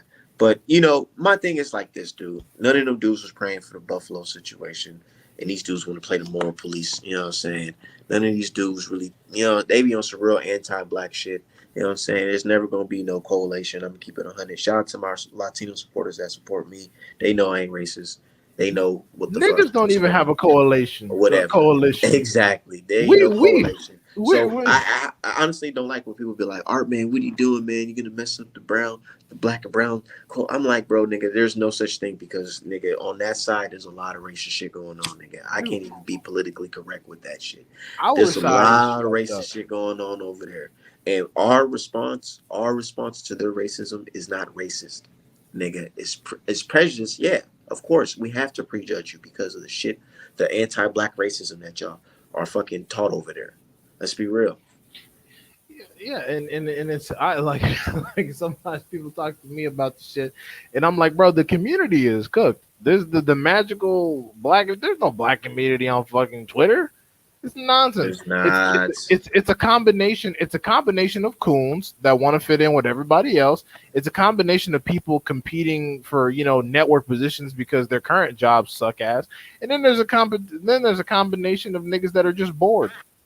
That are just bored and don't really watch that much boxing, but they want to feel popular. They want to feel included. And when they go to boxing events around the country, they want to have some friends that they can go drinking with. That's about it. And then there's niggas like me, a foundational black American who just speaks his mind and uses this platform to sell his art. I came to boxing. I mean, I came to boxing Twitter, one, because I'm working from home more often, and two, because I wanted to go join the community. But then I found out, just like in real life, the shit is cooked. I didn't even, bro, this shit is crazy. It's like the Matrix. I didn't even know there's like a big ass fucking group of fucking weirdos who watch boxing like this. I really didn't even know that. Yeah, Because I was on the Facebook groups. That was cool. But I didn't know it was as big as this, where niggas, thousands of people was retweeting and all that shit. all the older black men in my family, except my dad, pretty much stopped watching boxing, and it's for all the reasons we talk about. Because all the fights got predictable, the best fights aren't being made, and they pretty much know who's going to win everything. So, like my barber, who's from New Jersey, who's been cutting my hair for over a decade, he said he gave up on boxing uh, right after Tyson stopped fighting. He was like, it became some bullshit back then. So he was like, "Fuck it, I gave up on boxing." And then we were talking about the Canelo situation, and he was like, "Yeah, that's exactly why I gave up on boxing. Too many of these dudes are being maneuvered away from real smoke, and I already know who's gonna win all these fights, and I don't even watch boxing no more." My pops, he said that motherfucking this Canelo is basically like a movie star because everything he does is scripted. Like they know he's gonna fight this guy, he's gonna win. Da da da da. Everything's scripted, so he doesn't even give a fuck about Canelo. Yeah, it's just boring. And then what's worse is that he's getting people to follow in his footsteps. Like he's getting fucking Munguia and Ortiz Jr. and those motherfuckers. They're And they're I'm about telling people that's fucking up the game.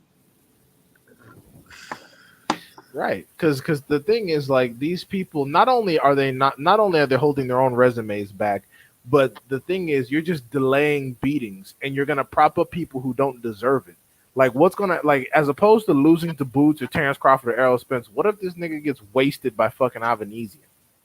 Or he gets outboxed by McKinson or some shit. Then you're gonna be building up a nobody by protecting this person. Some of these dudes are meant to be scalps. Nigga, they just like these guys because they can relate to them. They just like, the guy's a good guy. Ortiz, he's not a bad guy. He ain't never said nothing wrong. He never did nothing wrong, you know what I'm saying? Nah, that payday bullshit was some bullshit. Besides that payday bullshit. Yeah, that's So they don't want to see that man in there getting chopped up, turn into Swiss cheese against that nigga motherfucking Boots. They don't want that shit. or Terrence Crawford. Because now no after his last performance, now they don't even want to see the fight. They're talking about he needs to fight Errol Spence next. And I'm like, okay, he loses. I honestly that one. feel like these dudes wish that we can just leave their fighters alone. That's exactly what they do. That's why they say you guys need to fight amongst yourselves and let our people get all this praise and all this money from marginal ass talent. No. Your ass is supposed to be a scalp. And you know They what? indirectly calling for segregation. That's exactly what they want. Just like the murderer's row. And the thing is, you know what? You're a scalp until further notice. You can prove yourself to be the best by actually winning the fucking fights. But don't come to me talking all this person's the ultimate badass, but then when it comes to certain fights being made, all of a sudden they need witness fucking protection. No, bro. Bro, like I said, D-Hive, 10 years from now, we're going to be sitting back laughing. Probably even 5 years from now. Maybe even a year from now.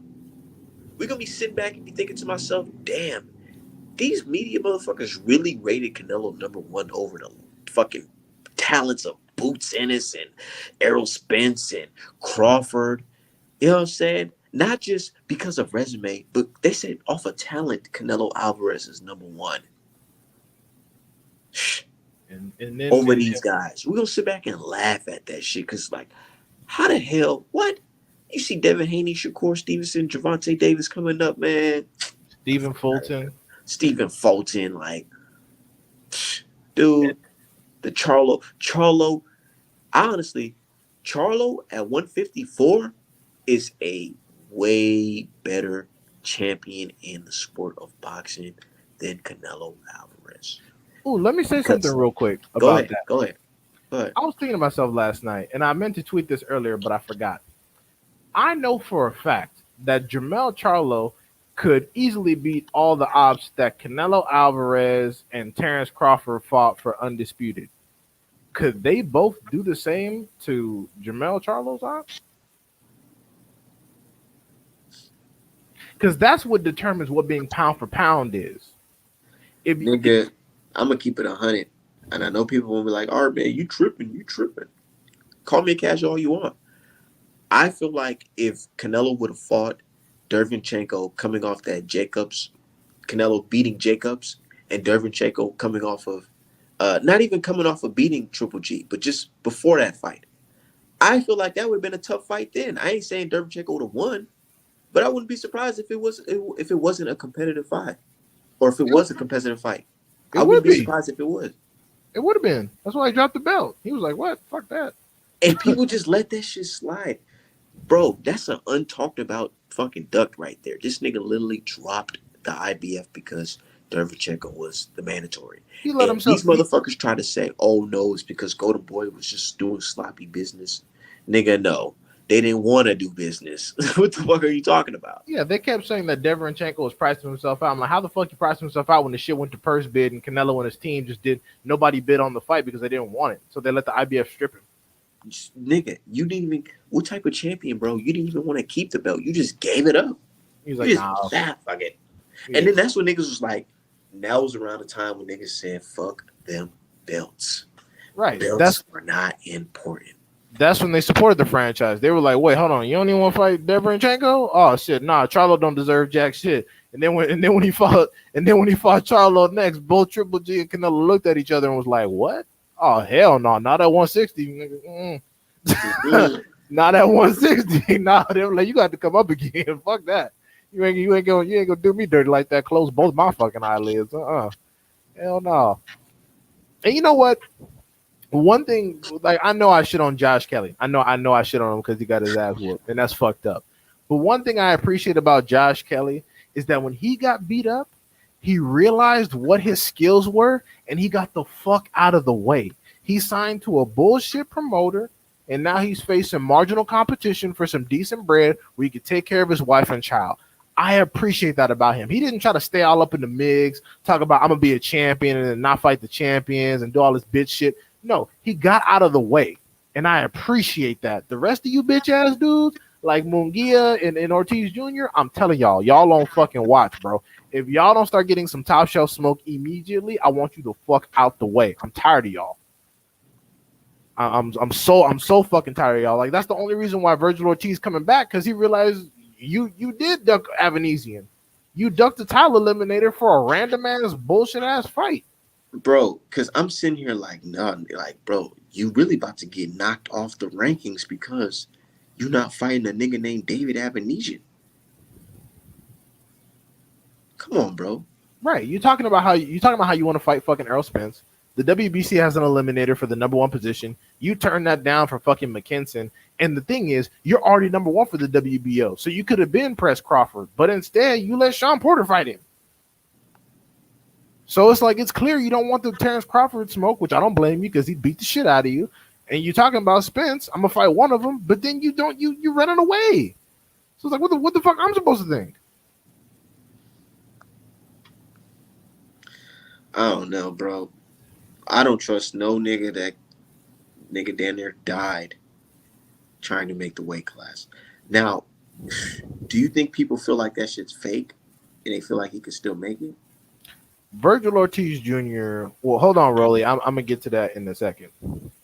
Virgil Ortiz Jr. came out and said that what happened to him as far as his kidneys and his muscle tissue and all that good stuff had nothing to do with him trying to make weight. Okay, okay, cool, good. He also said that he plans on staying in the weight class and he's fighting Avanesian in like March or August or September, I think. Okay, cool, good. So this should be the last time we hear of any weird medical shit about you, and you should be good to go from now on. Fight Avanesian, and then after, hopefully, if Spence Crawford finally get fucking made, you sit your ass down, fight maybe one or two people, while they handling business, and then when them belts come vacant, you fight whoever you got to. It's really that simple. I don't want to hear no more bullshit about fucking, oh, I'm going to fight McKinson and I'm going to do all this bullshit. You had Rashidi Ellis in your stable, didn't make one fucking fight. He said, "Come on, Mugia, my guy, nigga. Munguia's going out sorry, he gonna dog. have to get this work. He gonna have to get this work, nigga. Munguia's going out. Munguia's going out fucking sorry. And there are people on boxing Twitter that they swear no boxing are picking Munguia to beat Jamal Charlo. I'm like, are you fucking serious? That's why I wanted that fight so bad, bro. Like, nigga, I wanted that fight so bad. Like, bro, I would have sold some good hoodies for that shit, bro. Munguia was in there. Good one, man. Munguia was in there getting pieced the fuck up by a weight drained Gabe Rosado with 13 losses, and you think he gonna get in there and do something with Charlo because he cooked Montiel at 154? Y'all are smoking sherm. Like I said this. It is a fact that both Mexican-born fighters, Canelo Alvarez and Munguia, in the year 2022, declined Showtime offers to fight Charlo. Right. Is that a fact or not a fact? That's a straight up fact. And then you got that stupid motherfucker always running around talking about send somebody a contract, send somebody a contract. Showtime sending out contracts like a motherfucker and can't get them dudes to scrap. Jesus. Anyways, Rolly, so your question, they Andre, but the IB undisputed Andre, but the IBF got stripped. Yeah, that's because he never, once he found out Andre was the last belt, he never cared about fighting him. This is Canelo Alvarez. He can do whatever he wants. Sanctioning bodies are not an actual problem.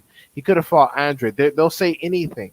They say anything and every fucking thing. But the fact of the matter is, when Canelo wants to fight you, the rules don't fucking apply. Like what? Just put it in your brain for one quick second. Look at this. So Canelo gets the franchise belt. Mauricio Sulaimán says he doesn't have to fight unnecessary mandatories. That's Charlo, right? He gets the WC belt again at 168. He has to fight his mandatory. No questions about it. And this is the WBC mandatory too. Yep, WC mandatory. Now, today's time, motherfucking, they say he doesn't have to fight David Benavidez because he is the franchise champion. And what did people try to tell us when we tried to tell them that the franchise championship does not apply to a single weight division? It's a boxing wide designation. People say, you don't know boxing, blah, blah, blah, blah, blah. Where are those dumb fucks now? Somewhere probably quiet, lighting a fucking candle, praying to whoever the fuck it is that they pray to. Thank God Canelo does not have to see Benavidez after this shit. Said Boost Dash said that if they can't get Thurman, they'll go fight Stanosis for the WB. Oh my God. Good. That shit would be funny, bro, because like we'll see fucking Stanosis go to war with Bootiab and fuck around and get stopped in the fourth round by Boots. And bro, but just look at that. Stanionis before he fought Butaev and was threatening Crawford Spence, everyone was like Stanionis is going to be the next big thing in welterweight. Look at the level of smoke Boots in them is trying to go after. They're not looking for no softies. They're like, okay, y'all talking shit about Clayton? Let's up the ante. This is what I'm talking about. Meanwhile, you know what make these type of fighters like Boots skill like one of the best out here? And niggas like Crawford and Arrow too. We're Think not scared to put our fighters with matchups with any type of style.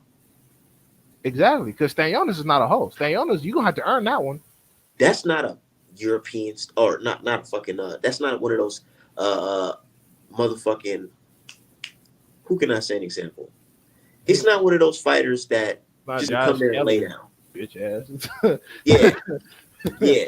It's not He's not fucking. one of those fighters that's gonna come and lay down. He don't have that type of style. It's not Billy Yeah, Joe Saunders. This is it's some not real. Billy Joe Saunders.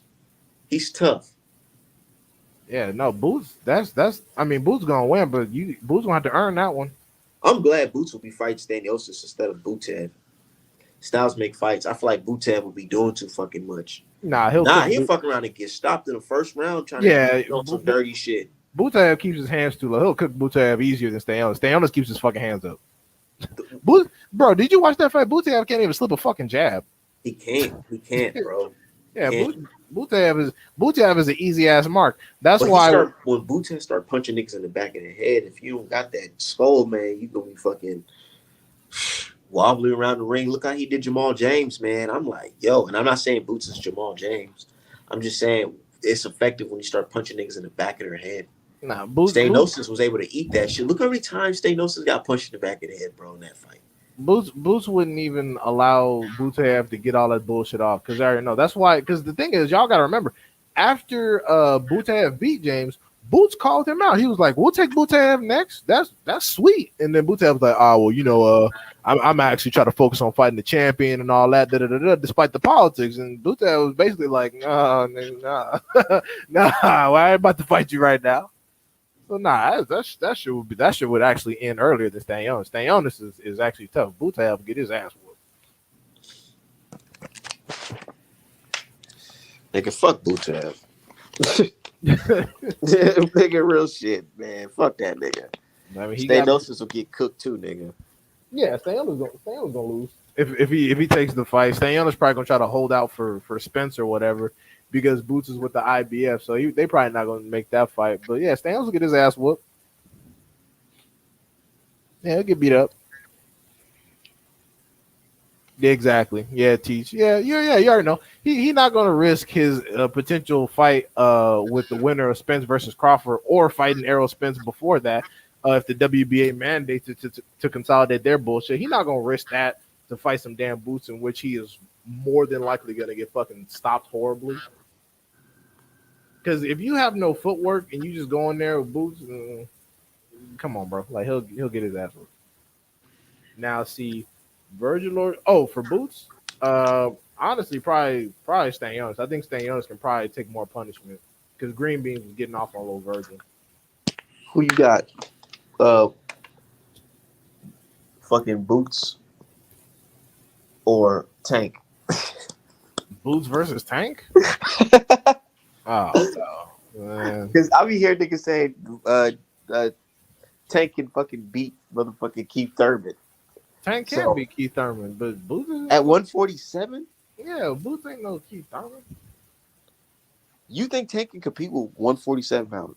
He can compete with specifically Keith Thurman. Bro, oh my God. Y'all got to put some respect on Keith Thurman's name, bro. Nah, come on, man. Real shit. I respect on Keith Thurman's name. I honestly feel like if he would have had smaller gloves, he would have stopped fucking Barrios. He would have stopped him. I respect Keith Thurman, but I also respect Tank. Now, for example, I don't think Tank could beat Boots, but I think Tank could get over on Keith Thurman. You know what? You know what, D-Hive? You know what I want to see? I want to see Boots versus Keith Thurman.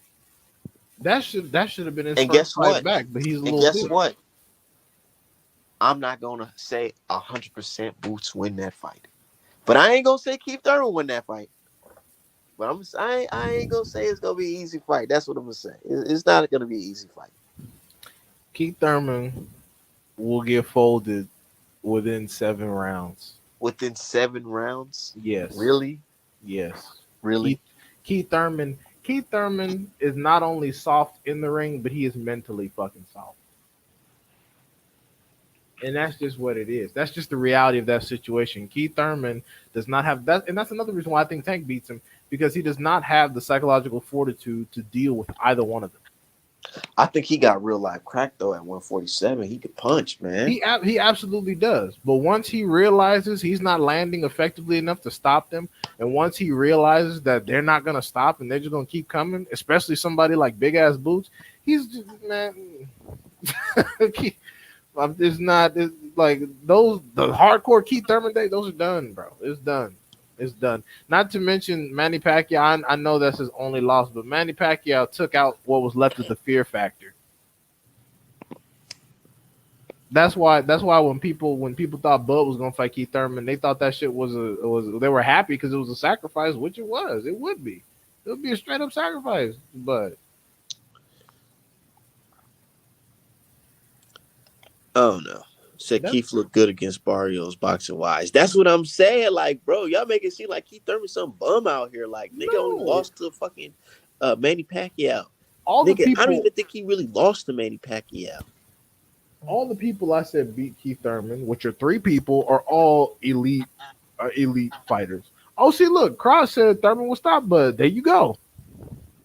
Said Thurman will stop Bud. See, there you go. I ain't saying that. I ain't saying that. I ain't Keith, saying all that. Keith, Keith got support. Bam. I don't know. Oh no. Hell no. I ain't saying that now. I mean, I personally disagree, but you know, Keith is not out here by himself. He got support. Oh shit, Tay got fucking. Oh, Tay, are you taking Bud? Or are you taking Thurman? Yeah, Boots will beat the shit out of Keith. Keith not stupid. Because if Keith thought Boots was sweet, he'd be asking for the fight. In the meantime, in between time, waiting on Spencer Crawford to get done, he'd be asking for the fight. But he knows that's. He's like, either you give me a champion for a bunch of bread, or I'm fighting straight garbage until until somebody clear up. Man, what's your prediction for tomorrow's fight? I want Tank to stop Rolly. I really do because I don't like Rolly personally, but I have Tank by decision. You got Tank by decision? Yeah, yeah. I think because I'm betting on Rolly doing stupid shit, frustrating Tank. I don't know how Tank's power hand is doing because it's been injured twice. But Rolly doesn't possess any legitimate boxing skill, and I think Tank has enough power to back him up. But I'm not sure if Tank going in for a stoppage is would be smart on his part because Rolly's so unpredictable and does all kinds of wild shit. This nigga said Rolly by stoppage 8 round. That's cap. Look, Rolly has a puncher's chance. if Rolly lands the punch from Christ and stops Tank, I'm calling that shit a lucky shot. I don't give a fuck. Rolly's not skilled. Rolly doesn't have any fucking skill. It's garbage. It's trash. It's fucking basura. Hey, keep on cooking. I'm about to make a phone call real quick. Okay. Yeah, no, Rolly. Oh shit, he said round one. Probably. I wouldn't be surprised. No, I mean, I'm sorry, Rolly era, but I'll admit it. I don't like Rolly personally, so let me get that out the way. But number two, as far as actual boxing skill, Rolly doesn't bring anything to the table. He really doesn't. He leans he leans over to his right all the time, which is basically Tank's left, and where he lets off all his power shots.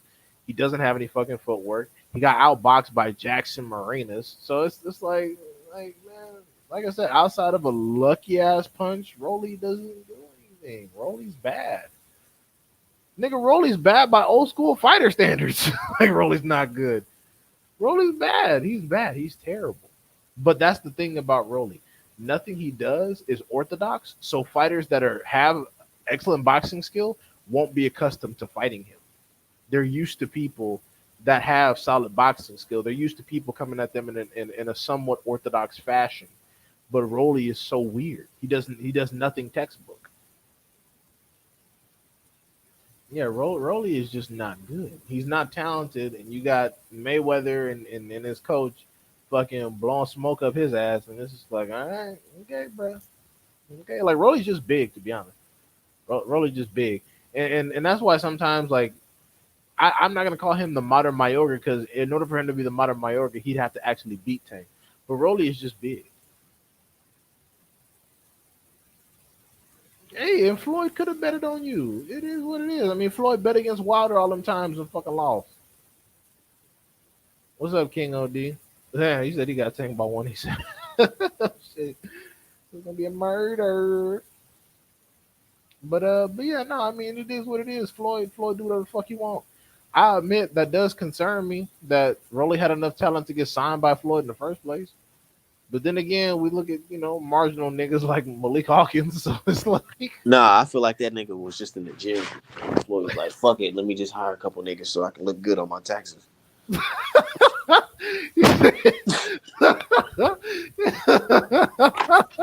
what I think the fuck happened. That's fucked up. He happened to knock some niggas out. He was like, "Oh, okay. Fuck it, this dumbass go sign another 360. Fuck it, might as well make it happen." Shit, Tay, they didn't trick me. I know Rolly's not good. Fuck that. I didn't say he was good. I said he's a fucking idiot. Nah, fuck Rolly. I don't like this nigga at all. Like, Yeah, bro, I'm Rolly's sorry. a bad human being. It's not. It's not even like. Annoying. He's just annoying. Like, bro. Like, what the fuck? Shut the fuck up, nigga. You're not even talking about shit. Like, and then you obviously don't you hate niggas who just be fucking just lying? Like, what the fuck you lying for, bro? Like, what the fuck? Talking about some Tank is scared of Latinos and shit. Nigga, the last fucking 30 opponents was fucking Latinos, weren't they? Right, and then like his jokes don't even be funny. And the thing is, Rolly talk claiming Latino, but he says nigga all the time. So it's like, should we be checking you? Yeah, I'm like, should we be checking you? Should we be checking you, motherfucker? Yeah, you know how these biracials be, nigga. I'm I'm gonna keep it 100. You know what I'm saying? Like Rolly, he's weird, bro. Like he don't even have no real personality. Yeah, his personality is whatever people think about him at the time. If people think he's good, he'll pretend to be good. If people think he's like the bad guy, the heel, he'll be the bad guy. Like, But I ain't gonna lie, that shit got my casual people hitting me up like, man, who's this nigga Javante fighting? This nigga funny. He said stupid shit. He gonna get that knocked out. Right, he's not good, bro. I ain't gonna lie, you know what Rolly's looking like to the casual fans? He's looking like a fucking good meal. Cause niggas like, oh yeah, we gonna have a good time watching this nigga get knocked out. Oh, he talking shit too. Good, even better. Yeah, he's a highlight reel like Cambosis. He's a sacrifice, bro. Mayweather. Honestly, people think that like that's why the only thing that worried me was that Tank was talking about some setup talk, and it's like, bro, the only setup is Mayweather is trying to convince you to stay with this bag you about to make off fucking wasting Rolly's bitch ass. Like. I think that's what it is. He's like, Tank, look how much money we made. Come on, baby, stay with me. Look at how we roll. Look, you like chains? You like flying private? Like that kind of dumb shit. You know what I'm saying? Bro, Rolly's already a fucking meme. Rolly sucks. Rolly's not good. And then what sucks is that you want to be garbage at the sport and you want to be a shitty fucking human. Man, fuck you. You know what the casual said? The casual told me. He said, Javante Davis leaving Floyd Mayweather is the stupidest shit he could have ever done. And it's going to cost him in the end. And I said, nigga, how do you know that? That's dumb. And he said, because I just know. That's stupid as fuck. Floyd, people got to understand, like, Al Heyman is a Harvard MBA. Floyd is a very, very, very rich former streetish nigga from Michigan. Like, Floyd made most of his money being a fucking athlete. He's not this fucking. I mean, I respect Floyd Mayweather, but he's not this fucking super ultra master businessman. He just made some good boxing matches and made a grip because motherfuckers wanted to see him lose. He's not Al Heyman. Like, people need to stop getting them fucking confused. Al Heyman is the type of guy that you should be looking at like, damn. You know what I'm saying? It's like this. Would you be looking at the Suge Knight or would you be looking at the Harry O's? Right. Exactly. Like Al Heyman is the black version of all the Jewish people that be managing rappers' careers and shit. That's Al Heyman is like a numbers man. Floyd, like I said, you know how I know he's doing something good? Because he got all these pale faces mad. That's how I know you been doing something good. When you're doing something good as a black man, you got a lot of people mad at you. The people that we know are the usual suspects. Right, and the thing is too. Look at what Al Heyman's been doing for the 135 division. He's been stacking them all up. He's got Ali's grandson. He's got El Rayo. He's got Frank Martin. And guess what?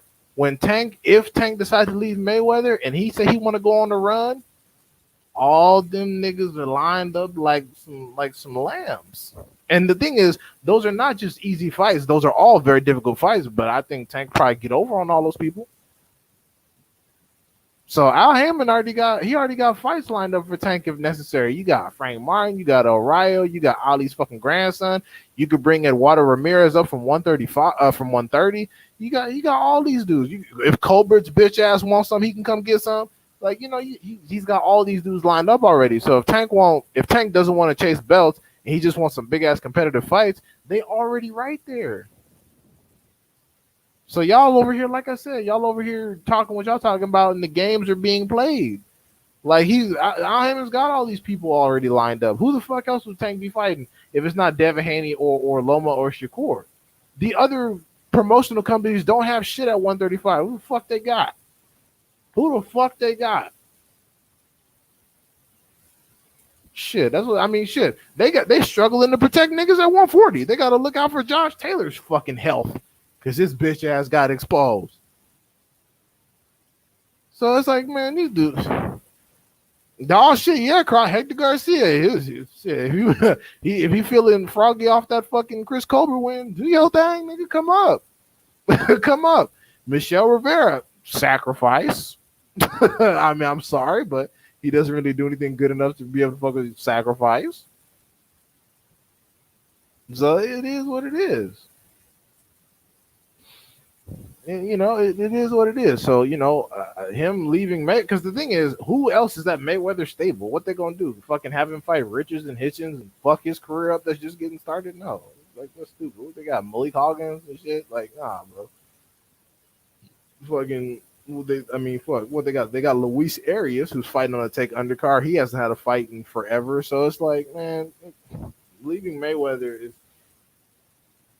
Mayweather made Tank rich, but at this point, Tank is just giving Mayweather money at this point. Tank is good now. And Mayweather needs to focus on himself or the rest of his fucking stable, because the rest of his stable is starving. And they have plenty of good fights, and that's why it took Tank leaving to get him to focus on Richardson Hitchens. It was a talent that was going to waste. What y'all talking about now? My bad. No, we were just talking about what you said. You said people were saying that it'd be dumb if Tank left Floyd, and I'm like, no, yeah, somebody's like, it would be dumb if he left Floyd, because I'm gonna keep it 100, y'all. To the casuals, people are looking like, man, that's really what. Yeah, Gervonta's a talent, but just him being like, Floyd's protege gives him that extra oomph that make people like, oh, okay, Floyd's credible in my book, so Gervonta Davis, of course, I'm rocking with that TMT all the way. But that's how the casuals looking at it. I'm gonna keep it 100. I said this before. He already has that though. He already has being Mayweather's protege. He's in the school. He's received the training system from not only Mayweather but Broner. He has the skill set. It's time to, like I said, time to let him spread his wings. I have no issue with him staying with Mayweather. I only care about the opponents. I'm tired of watching him grease these fucking garbage ass dudes, like these random dudes. Like, man, fuck these dudes, bro. Like, I'm good. Like, I'm not picking Tank. I'm not picking against Tank on any of these fights. I want him in some fights where I'm like, damn, I actually got to do some research and look at the other person. Yeah, man. I get what you're saying, because Tank is a man. It's time for him to grow and do his thing. Me personally, if I was Gervonta Davis, if I was the type of guy that wasn't really like trying to like take that extra step of, running my own thing and just having somebody take care of it, shit, I would stay with Floyd Mayweather. But me personally, I think I would have left him. Probably would have left him a long time ago. I wouldn't. I would like. I think now is a good time. The reason why I say a long time ago, because I feel like before it gets like, too personal, where people are like, oh, why are you leaving now? You know what I'm saying? I would have just left earlier. No, I think now is a pretty good time, because Tank is now at the epitome of his career. He's at the epitome of his power. He's at the very top. He's about to, he's coming up on 30 now. He's well into his prime. Now is the perfect time. He's made plenty of money, and now he can actually go and make these big fights. He has a massive name, and together with Al Heyman, he can make all these big ass fights and be fine. Floyd is only now in it to secure his cut because now that he thinks that he's built Javante, it's like, okay, Javante, now you owe me. But it's like, Floyd, you're already super fucking rich, or at least you're supposed to be. Like, nigga, you've made literally all the money. I understand you don't want anybody to eclipse you, but just come up off the fucking training wheel some. He said, "What you think about Leonard Ellaby saying it's only about 200K hardcore fans?" That's true. I mean, I feel like it's true. that's kind of believable because most people that spend a lot of money on boxing, it's where they know boxing, still make like have dumbass takes. Like motherfuckers are still picking Dillian White These to beat videos on fucking fucking Fury. boxing Twitter and shit like that, all that, they don't be hitting like 1 million plus views. I don't think they be hitting that shit that many, or even me. I don't know. I really don't think so. I feel like the casuals are the ones that buy into the sport because motherfuckers buy it for their bars or whatever. They buy it for their parties or whatever. You know what I'm saying? I honestly don't feel like the hardcore that is that many. But who knows? I don't know. I don't got the fucking statistics on that shit. But Ellerby also be lying sometimes because I remember he was trying to say one of the primary reasons why the Tank and Devin fight can't happen was because Devin can't sell. We all know what that language means. Like I why? know. I ain't Yeah, like that shit. I ain't like that yeah. shit. We all know what that bullshit language means. It's like okay, so what numbers did fucking Cruz do? I don't like that shit. Like, why would you even say that, man? Just Because they see it. They I see just would it. have said, yeah, the man's real skillful, but he signed, and Eddie Hearn, and we don't want Javante Davis fighting on the app. That's what I would have said. Simple as that. I wouldn't try to say, oh, he ain't selling no shit like that. I just would have said because you got to look at it like nigga Cruz ain't nobody. That's bro. Most of fucking Quayar and fucking like half these half these motherfuckers like the numbers. Well, yeah, Gambo Gamboa's biggest fight prior was what fucking Terrence Crawford. Like, come on, bro.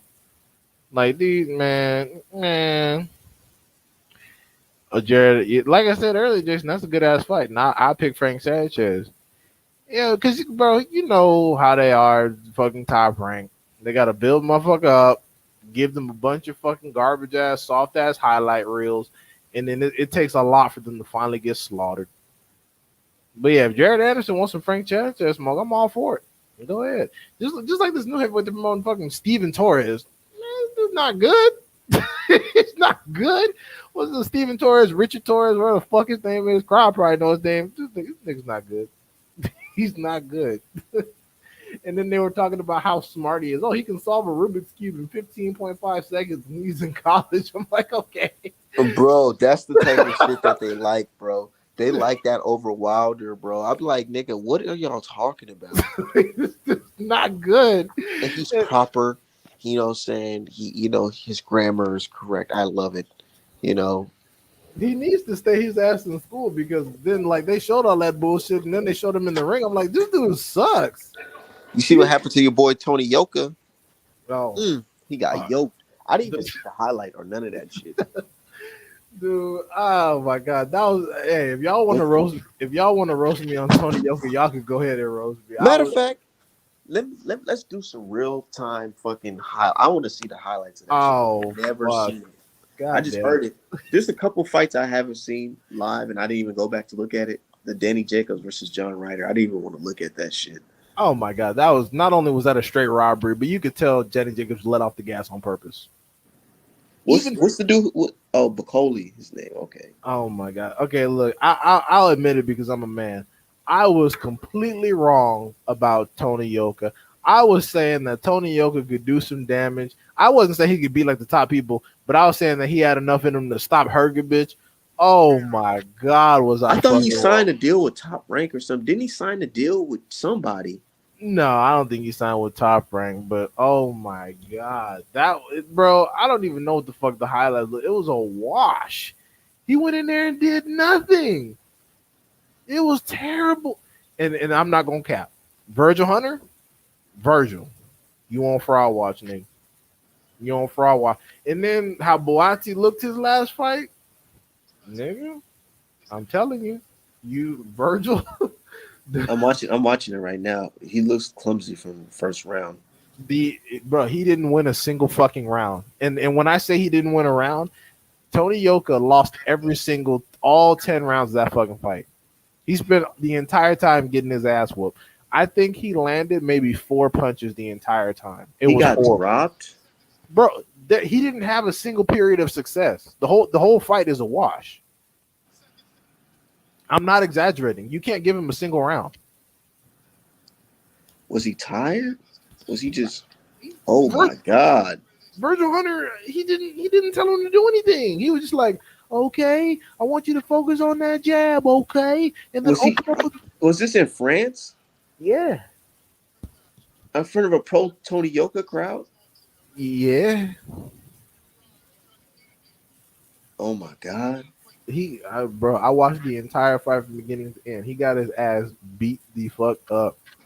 He got toe up from the floor up. He had no success. I say again, no success. He had 0.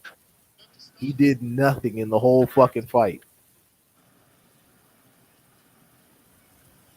Nigga, and keep in mind, Bacoli is somebody that Michael Hunter fucking stopped. Like, really? Michael Hunter knocked Bacoli the fuck out, and Tony Yoka's in here getting pieced up. This nigga bleeding. You know what, bro? Oh my god. I'm not gonna lie, I fucked up with Tony Yoka. I admit it. I admit when I'm wrong. I fucked up. I've heard niggas say this guy Tony Yoka can beat Wilder potentially. Okay, hell no. I did not say no dumb shit like that. I said he could beat Hergovich. That's all I said. You know, they always say the same thing when it comes to Wilder, because the guy can box. He boxed better. Wilder's just. I'm like, bro, like, y'all gotta stop saying this shit, because you could be doing, bro. He lucky he's fighting Bacoli and not a nigga like Wilder. I'll just say that. I never picked Tony Yoka over no fucking Wilder. I don't gold medal or not. But people keep, one thing that makes me mad about the shit is that people keep making it seem like Fury didn't almost lose twice. Niggas gotta make it seem like Fury didn't have no fucking foul tactics to win the fucking fight. Right, like shit, y'all ain't motherfucking headlock uppercut. Like, y'all talking shit, but you talking shit about how great Fury is. Deontay Wilder, who y'all say is garbage, gave Fury his hardest fights ever. So it's like either way y'all try to insult Wilder, y'all end up making him look good. So that's why what y'all say doesn't make any sense. You're talking about how Fury is the closest thing to Muhammad Ali, and Wilder has no skills, but yet he got his toughest fights from Wilder. Like, do y'all hear how y'all sound? Do you notice how no matter what lie you try to spin, the truth ends up coming out regardless? Y'all gotta do better, to be honest. But hell no. Like I said, I said Tony Yoka could be a top 10 heavyweight and probably beat up Hergovich. That's all I said. I never picked him over no fucking Wilder. So if anybody come at me about my Tony Yoka situation afterwards, don't lie. I never said Tony Yoka could beat Wilder. But yeah, that was a horrible pick. I had Tony Yoka being able to stop Bacoli within like 6 rounds. This nigga gets washed. Oh my god. Where does he go from there? Fucking, I have no idea, because that was big. That was worse than Exposed. That was worse than Teofimo versus Kambosos, to be quite honest. Because at least Teofimo had some fucking moments. Teofimo got a knockdown in. He worked his jab a little bit. He hit Kambosos upside the head with some shit. Yoka just got washed. He had no success. There was no point at which you could say Yoka might win this. Yoka could turn it around. No. This is a one-sided just destruction. Honestly, if Bacoli wasn't such a fat piece of shit, he could have stopped. If Bacoli wasn't such a fat piece of shit, he could have stopped Yoka, to be honest. Just that Bacoli was worried about gassing out. Yeah. Yo, but shit, I gotta end the show. I gotta go. Gotta go celebrate my pop's B-Day. All right. Tell Artman Senior I said happy birthday. Yeah, for the Twitter people who think I don't got a dad. That's creepy shit. But you have a good one. Thanks for having me out. Yep. Stay up, brother. Have a good one, chat.